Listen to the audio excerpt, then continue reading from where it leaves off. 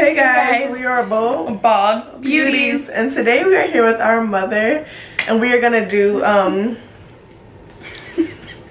we're doing a cancer talk and questions video. So my mom is a terminal breast cancer survivor, and she's been fighting 17 years.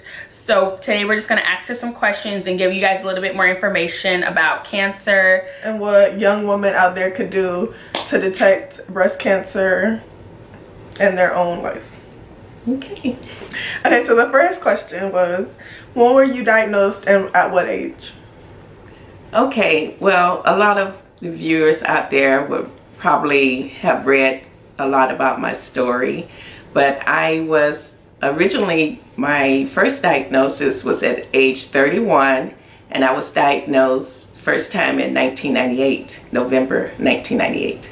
And weren't you the youngest at MD the cancer Anderson. center? Yeah. Yes, in 1998, I was one of the youngest survivors fighting breast cancer at that time. Okay, so the next question we have is, what stage were you diagnosed with?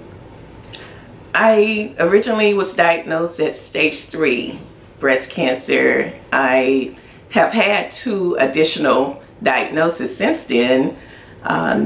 November of 2001, I was diagnosed with metastasis to my bones, lungs, and liver, and that was stage 4, terminal. And again, I was diagnosed in September of 2003 with metastasis to the brain, and still a terminal. And metastasized means like it moved to the brain. Yes, it has spread to all of those organs. Okay, so the next question we have is, how was the cancer initially detected? Like a mammogram or what? My cancer was initially detected through a mammogram, but also a biopsy was done. As you both know, I was 8.5 months pregnant with you, Aaliyah. And Miracle baby. of course you are.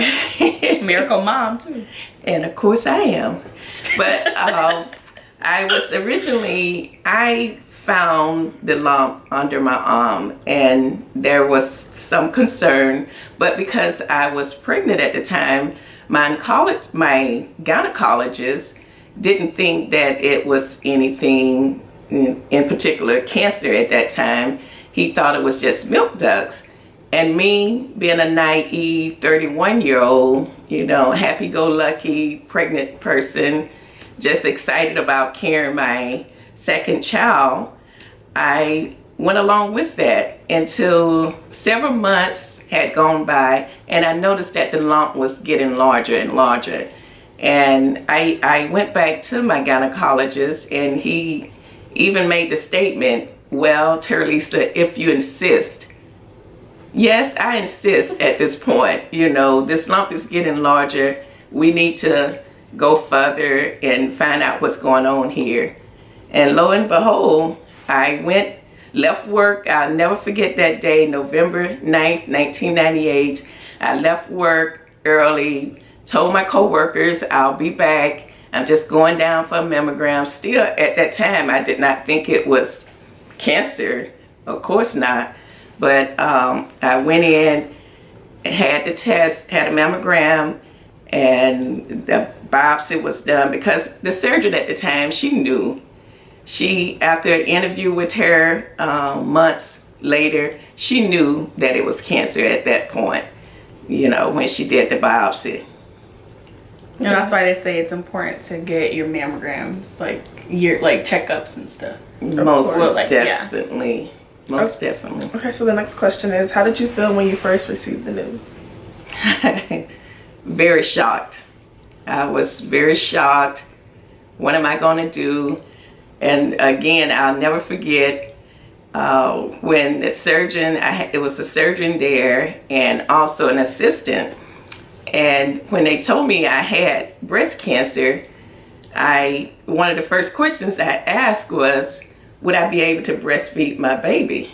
And the surgeon was looking at me like, really? I just told you that you have stage 3, that you have breast cancer, and you're worried about breastfeeding your daughter. But my Always look concern, on the bright side. looking on the bright side, but I also, I wasn't thinking about myself, of course. I was thinking about my daughter, and that's what I went with. But yes, I was very shocked, and I drove home after that. I was alone. I drove home that evening. To this day, do not have any earthly idea how I got home. I drove about 15 to 20 miles away and have no idea how I made it to my house. But I did, and the rest is history. Nothing but the Lord. Got that right. Okay. Is there a family history of breast cancer? No, not at all. No family of breast cancer. And that's the case in a lot of cases that I've talked to other ladies in their first time diagnosis and their families. Okay, the next question is, do you have a support system? And you're looking at us. Yay! Of course, I have an amazing support system. My family has been phenomenally wonderful. Oh my goodness. From the moment that I was diagnosed, they loaded up. My mom, just beautiful soul that she was, moved in, not just watched you, took care of you. They took care of both of us. Took care of you. Mostly. You and me. Okay, all of us. And my co-workers, because I had to leave work immediately. My sisters came down and packed up my desk. Well, they pretty much threw everything off of my desk into a box, but nevertheless, they packed up my desk. At least it was packed. You got that right. And just friends, neighbors. I have had an amazing support system, and of course, God in heaven, this is how I've gotten through this whole breast cancer ordeal. Okay, so the next question is, tell us about your treatment process. Like chemotherapy, radiation, PET scans, stuff like that. Funny that you ask. I just had treatments today. Today, actually. And I think you have some clips later that you will share with we'll everybody. insert some clips. I went with her to chemo today, and I recorded her while she was getting her go-go juice, as she calls it. So we'll insert some clips, and you guys can see the process that she goes through. Every 3 weeks she gets chemo. So we were real. Whoa, that's what they say, but she doesn't go every 3 weeks, yeah. Oh, and she's late all the time too. She's missed chemo. She's missed chemo because she was in. So don't do that. Guys, let me tell you, she was on a trip to, where'd she go, Lex? Indonesia. She was in Indonesia and missed chemo. I'm detecting a little haterade here. See, I'm not. You went with me today. This is your chemo. But you failed to say you were my caregiver today, and you did not do any caregiving. What? I had to drive at some point. No. Okay. Let's go back to the question. No, wait, no. I always go with her. Tell us about your treatment process. She's really acting up in front of an audience. I go to her chemos and I'm like, mommy, anything, I'm just like, yes. Only thing she's saying I was. Who was that person with me today then? The only thing she said is I didn't drive. I was eating. I drove on the way home. Tell me about your treatment process. I drove on the way home. No, mommy knows that I'm like every time. Okay. Maybe you're talking about this one day, but I'm always there for you. Oh, okay. Yeah, Aaliyah's always there for me. Okay, this is how you really feel. No. Okay, just tell me. Treatment I'm not here for the bullying. Treatment process. Back to the treatment process. My treatment process. Well, I've had tons of treatments. Like I said, I've had 3 diagnoses. During my first diagnosis, I had a chemotherapy called adriamycin. Any breast cancer survivors would tell you it's red in color. We actually call it the red devil, and that it is. I mean, it just goes through you and wreaks havoc. I mean, like I said, it's red in color. It colors your urine red. It makes you sick to no ends. All of the things that you can imagine that you could possibly go through, symptoms to make you sick and all of that. That's what I went through with adriamycin. I've also been on Cytoxin, Taxol, Taxotere, and right now I'm going through a Herceptin treatment. But I've had symptoms like throwing up. I was too weak to even walk. I remember crawling from my bed to the bathroom, just too weak to even stand up. And I've, at times when I first got started, I couldn't drive myself back and forth because like I said, I was just too weak to even fathom, get through the treatments themselves. I've been on treatments. I think my longest treatments were about 8 hours. Then I had treatments for 6 hours, 4 hours. And now, believe it or not, I'm down to 30 minutes doing my treatments. And that's the treatment that I had today, Herceptin. So, and tell them about like the PET scans and stuff you have to do. Oh, the PET scans. The PET scans, the brain MRI, and that's one thing I have a little problem with dealing with, actually. They tell you that they don't, you shouldn't get mammograms before the age of 40, but because of all the rays and everything that goes through your body. But guess what? I was diagnosed at age 31, and now I'm getting more rays through my body with these PET scans, with MRIs. The sun rays. With all these scans that I'm going through now after I have been diagnosed with breast cancer, it's unheard of. And I know how they are very dangerous, because everybody leave out of the room when I'm in there getting these scans. Nobody wants those rays to go through their body. And then you're in a tube as well. Oh yeah. Don't mention that brain MRI. I have become claustrophobic throughout the whole process. From the moment that I know and realize that I have to do my brain MRI, I start thinking of all kind of procrastinating ways that I could. She was in the bath when it was about to start. I'm like, are you gonna go? Exactly, like it's time for you to. It's time for you to go. But just envision that you have this big steel metal plate clamped down over your head. And at times they ask, do you want me to put a cloth over your eyes? No, don't put a cloth over my eyes. Hello? That's crazy.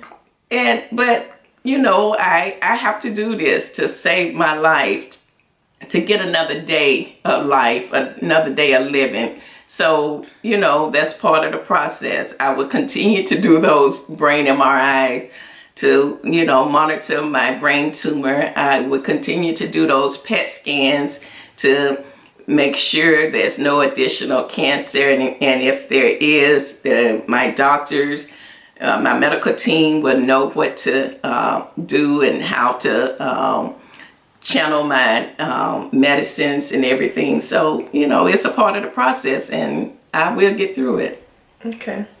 So the next question is, were there any programs or services offered to you that would help with the treatment process?